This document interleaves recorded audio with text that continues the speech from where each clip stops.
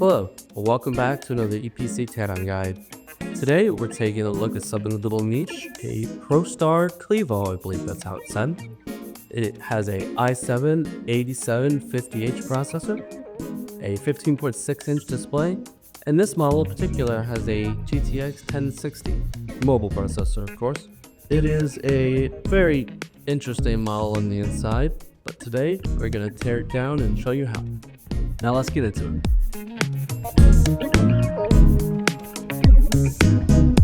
Just start by getting this battery out. From what I can tell, the company that made it was bought by another company. Their website never gets updated and looks like it's from 2010, and I can only surmise that this kind of computer is generally bought and repackaged and resold by a different company. Who knows? But today we're going to look at it. Let's get this back cover off. I believe we've got these 3 screws in here. Oh man, they look like they're almost stripped already.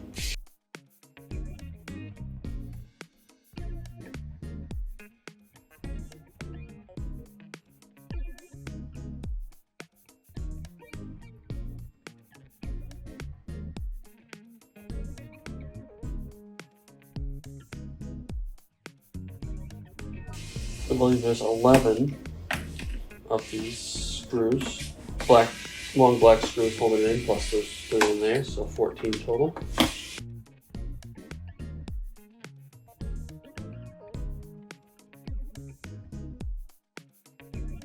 This one in particular, I believe, is a screw that holds the keyboard in place. We'll take a look at that in just a minute. Oh, looks like this one too. You can tell by the little keyboard icon. There's some things are universal.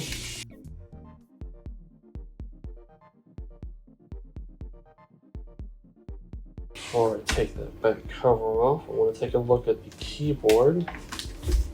Some of the screws might come falling out, but let's see.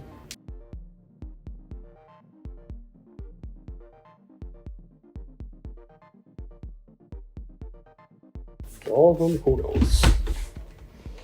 Open this up. You can see it's definitely seen better days. The keyboard itself is actually, I believe, held on in a fairly convenient way. So I just gotta wedge it out.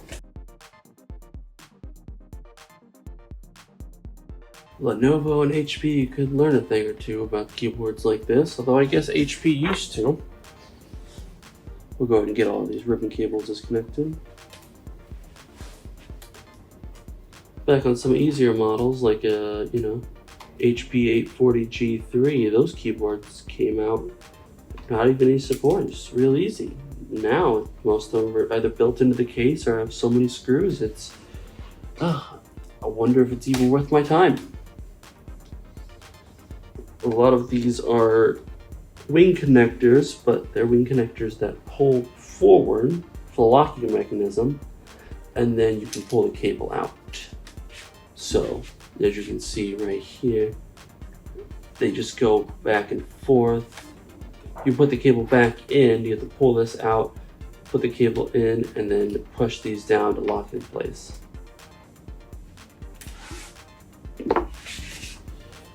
That's the keyboard out there. I guess while we're here, there's the 2 more ribbon cables. Get those out. Don't want to have to flip this thing back over later.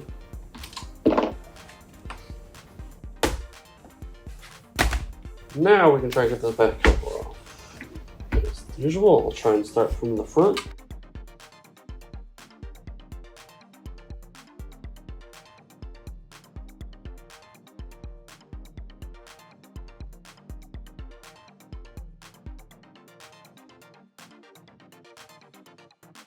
There we go. Up and off. There we go. The battery is already out. Removable kind. Shouldn't be rare these days, but I think this is an older model anyway. Well, I say that I can see the HDD, so you can tell it's an older model. go ahead and get this out. Likely just held on by this one screw.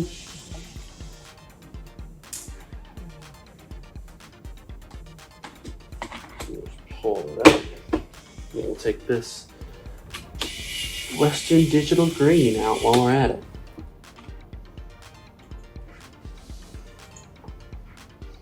Alright, I guess when we have it open, it's fairly simple. We'll go ahead and remove the lid assembly on this model. You can see just how large these metal brackets are holding in place. But these are metal brackets screwed into the same plastic the case is made of, so I always question the longevity of that kind of thing. Go ahead and get this Wi-Fi cable out of here. Let's just get this tape out of the way. Wi-Fi cables go over here. It's like one of them fell out. Remember, whenever you take these out, try and grab them as close as you can from the connector and pull straight up. You don't want to put too much torque on it. You risk damaging the connectors. We'll just unthread them, get this tape out of the way. We also have a display connector with a convenient little tab that pull up and away. And we go over to the left. We've got one more cable. Looks like it's a straight up wing. Pull it out. When you get that lid off, it looks like this is 4 screws. Let's downsize the smaller Phillips. Alright, try the smaller one because we have more control.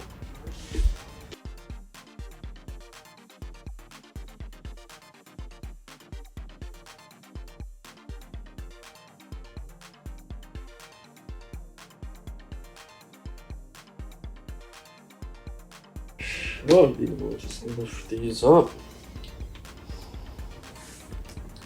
and pull it out.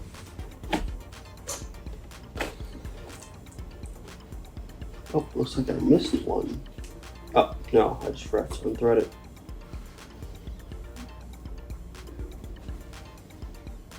Held on by these little channels.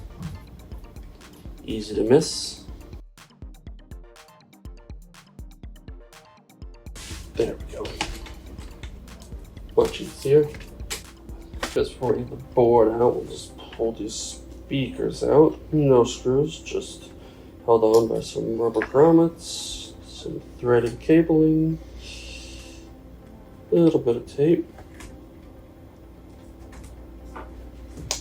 Said a little bit of tape. Oh, that is some old and strong adhesive. And this small connector right here can easily be mistaken for a seamless connector.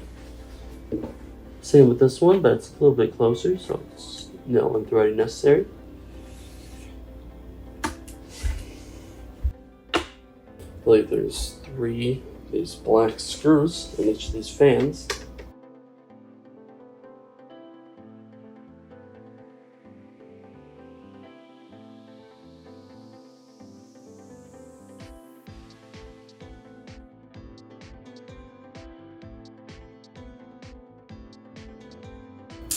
Let's see, are these fans adhered to casings? Yes, they are. They will stay. You can see there's a daughter board that's ribbon over here with its ribbon cable that was underneath the HDD. Can't see the connectors for it, so I'm gonna have to just unscrew this daughter board and take it out with.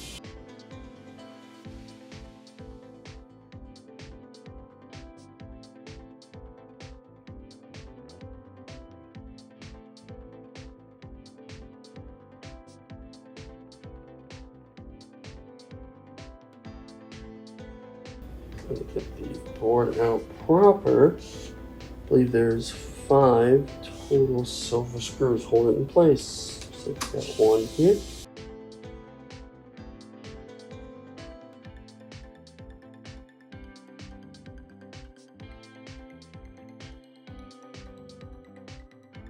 And if I recall correctly, that should be everything.